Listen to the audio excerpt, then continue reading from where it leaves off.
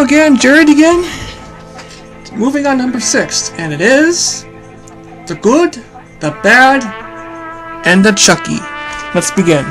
The episode begins where Chuck the evil sandwich-making guy is in his cowboy outfit, where he tells all the people to load his wagon until Wordgirl finds him and tries to apprehend him, but Chucky, on the other hand, paid all his money for the groceries full of cheese and other food in his cart. Until he decides to sell all of his cheese, his great cheese sandwiches, all over to the city, including Wordgirl and Huggy. On the other side, Wordgirl and Huggy, sitting on a arch, decide to tell Violet her secret, which she decides to tell her secret to Violet to figure out who she is during her play date. And she does. So, on the other side of the city, Dr. Two Brains is looking in a telescope all the way up to the sky until he spots Chuck on his Chuck wagon, and his henchmen follow him throughout the city. Actually, let's go back. Somehow Chuck the evil sandwich making guy is selling those grilled cheese sandwiches all over the city, all over the citizens of Fair City, until Dr. Two Brains spots them and decides to go after his grilled cheese sandwiches. And so he then proceeds to pursue Chuck. On the other side of the town, Becky and Violet play hide and seek. And then, later, the two girls decide to talk about their dreams, their hidden secrets. Violet, on the other hand, wants to be an artiste, to show the world her true love and nature of art, and the whole people will adore her. Becky, on the other hand, wants to reveal her secret identity as Wordgirl, but somehow tells Bob this is not a good idea to tell her right now, because Violet may tell everyone who she is, and that could be a serious thing.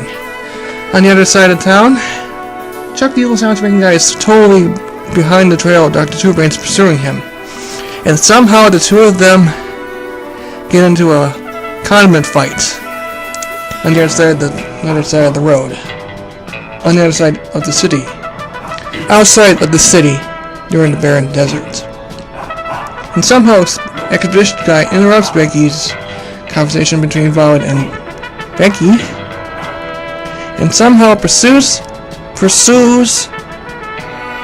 somehow Becky transforms into Wordgirl and pursues into Chuck, and Dr. Two Brains are there duking it out over the Chuck wagon.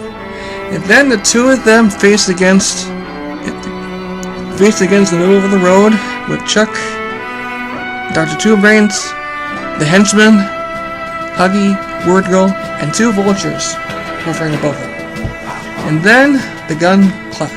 And then suddenly one of the birds squawked, and the two of them evaded their attacks, and two of them got rounded up. You feeling lucky, punk? That is so Western, dude. Somehow these two villains are wrapped up and taken to jail. On the other side of town, well, actually, let's go back one thing. And Chuck decides to go back to being evil again after he decides to regain his evilness from making his grilled cheese sandwiches in the sandwich making business. Then I go back to Becky and Becky's house, where Becky, on the other hand, decides not to tell Violet who she really is, Wordgirl, until the series finale.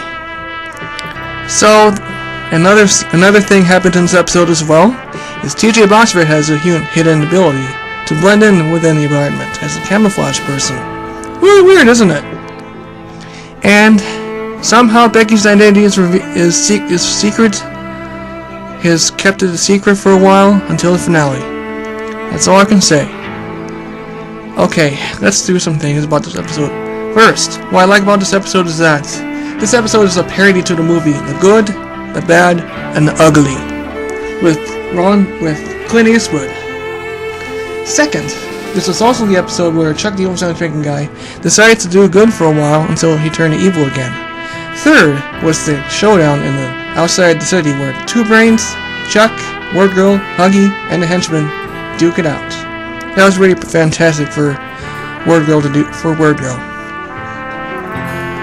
Also, what I also like about this episode is that in this episode, Becky almost tells Violet her secret identity as Wordgirl, and that could be a serious thing. Besides, she has to save until the series finale, Ryman Reads in the 2-part episode. Anyway, that's about it. Jared Paulson signing off, and moving on to number 5. Signing off.